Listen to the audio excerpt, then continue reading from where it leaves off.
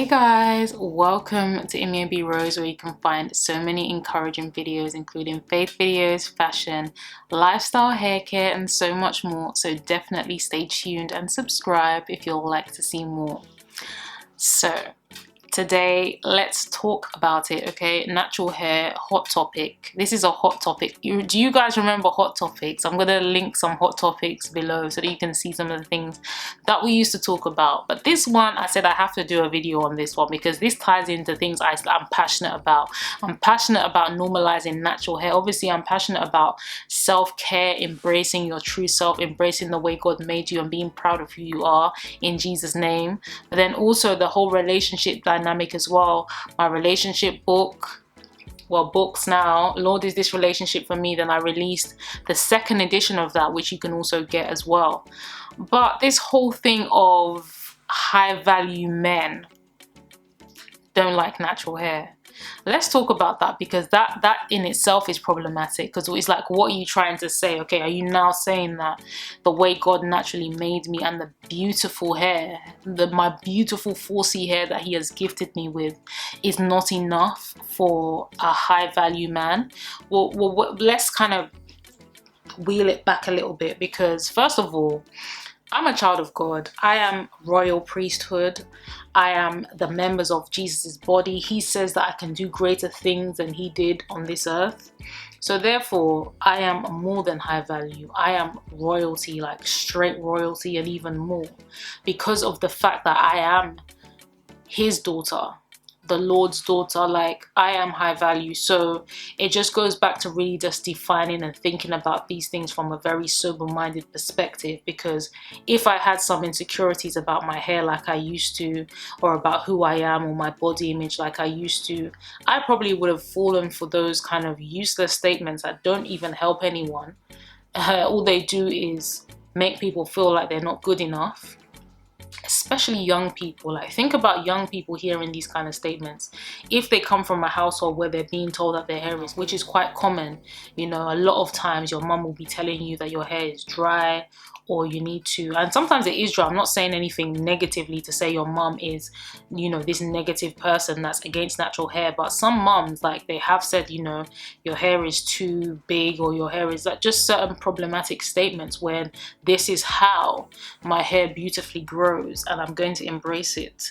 So think about young people, like really young, 14, you know, 13, 12, 10, like these ladies, and then perhaps their parents or their mom or whoever's around them, aunties, nieces, nephews, I don't know, like perhaps they're not wearing their hair at all. Maybe there's no representation of natural hair.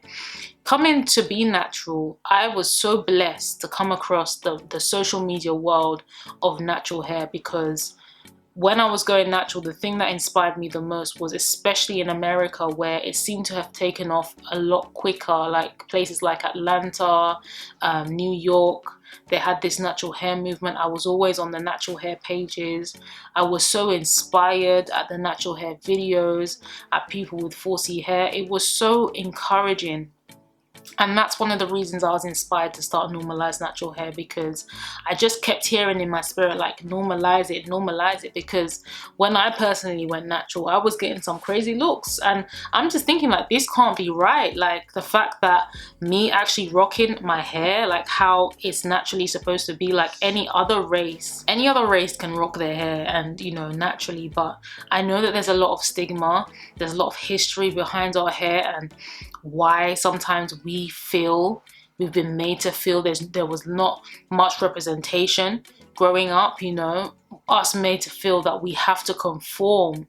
But then for me, it's a matter of perspective as well, because some people are made to feel that way, but then some people actually accept that and roll with that. But I chose that, you know, if I'm going to be working somewhere, if I'm going to, like, I remember my job interview for the job I do now, like a couple of years ago, and I had my natural hair, and that was around the time where maybe I was a year or so into going natural, and I said, no, my hair is good enough. What else am I going to do? So I did some kind of roll and tuck hairstyle, and I looked good, and I got the job. So I know that I'm not trying to say, because we know clearly that there's discrimination based on natural hair in schools, in different places, in workplaces. There's comments, there's all kinds of, your hair is not good enough, your hair is not professional enough. But my hair is everything enough. And I don't say that to say that I'm better than any other race, because I think the issue that we often make is that we try to bring ourselves up, but then try to make other races feel like, no, we're better. It doesn't. God made us all beautiful, and this is just a very unique and beautiful expression of his beautiful expression. And because I love God, because I trust God, and because I know that God is faithful, this hair he's given me is a blessing. It's a blessing. So now when we're thinking about relationships, and you're saying high value, what's a high value man? Because this also links back to the video I did on relationships and imagery. Let me see if I can grab the title of that actual video, because I really want to, and I'm going to link it as well for you, but I just want to remember exactly what I was talking about. Where is it? Looks can be deceiving. Okay, that was kind of recently. Looks can be deceiving. Yeah, because like some people go for these men that are recognized as cool or acceptable or gorgeous in society, and these are the people that you see mostly in, you know, TV shows. Most of the time it's tall, light-skinned, waves on swim, wavy hair. Maybe they'll have some tattoos, maybe they'll swear a little bit. There's just a certain kind of imagery that people are naturally attracted to. So like when you say high value, like what are you saying? Because I've told you my definition of high value, and I've told you how I see myself in line with how Christ sees me and what he has spoken about my life in his holy word. So when people are saying high value, what exactly are we saying here? Like, is it okay? So someone that has money, someone that is working, maybe those guys that, you know, wear suits and they work in the city and they have like high paying jobs and they've got it going on.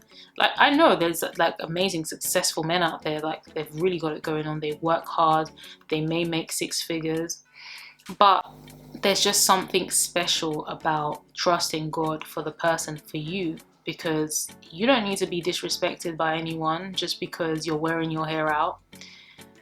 And the thing is as well is that the truth actually is, okay, I know that there is a population of men that prefer the straight hair, or they prefer the look or the wig, but then when you actually speak to guys, you speak to men, they prefer natural as possible, because at the end of the day, when you get married, you're gonna all be stripped bare and you're gonna get in bed, and most likely you're gonna fall asleep, hopefully without your makeup. You're gonna wear your hair will be back.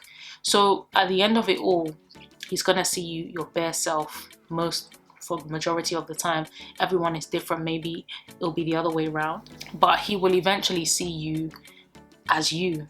So what I'm trying to say is that, so what is it that he's expecting? Are these people even serious? Are they people that are going to seriously get into relationships and get married? Or are these people that, you know, you're playing house or boyfriend and girlfriend, you sleep over? Maybe you can get away with having, you know, the wig and the makeup on majority of the time, but if we're talking long-term commitment, he's going to eventually see you for who you are. And you should want to have that transparency and that intimacy with someone that you can feel comfortable with, that you can be naked and unashamed, because that's something that happened between Adam and Eve. That's something that happens, and that's what God ordains for marriage, and that's the beauty in it. So I'm just like, what kind of guys are you going for, and what kind of guys are these? But I get what they're trying to say, but I just want to encourage you. I just want you to be inspired, know that you're beautiful, and normalize natural hair. But aside from my tagline, right, let's be honest, like, let's be real.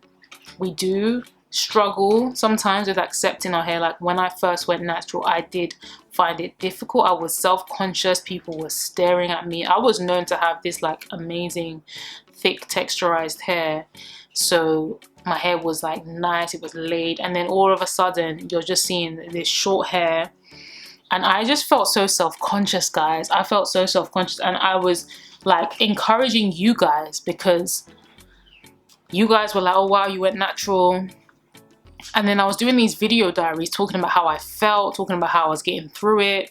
And it was just like, it was crazy. It took me a while.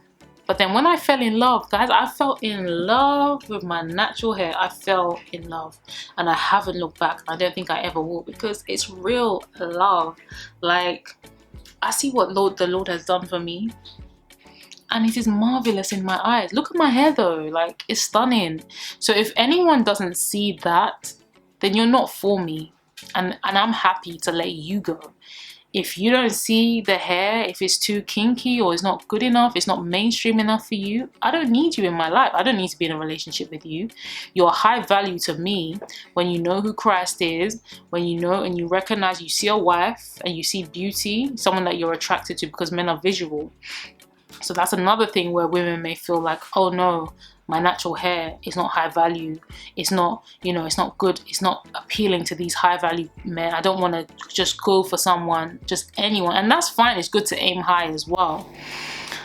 But I think sometimes we care too much about what people think, about what they're going to say. I had to get through that with God. I had to really get through that period of doubting my hair, doubting myself. And now I'm just loving it. I just love it, like, just 4C hair goodness. And just the way that I look, I'm just happy with it, you know. Like, yes, I probably should turn up a little bit, even though, you know, I've had my exercise routine and I've been doing it. But this whole, like, sitting down in one place for this lockdown, girl, the pounds have been adding up. All right, okay, fine, but I'm still stunning. I'm made in his image. Hello, somebody. Preach. Listen, your hair is good enough, and those friends, that husband, future husband, if he's really for you, he'll accept you for who you are. God bless you, and I'll speak to you soon. Bye.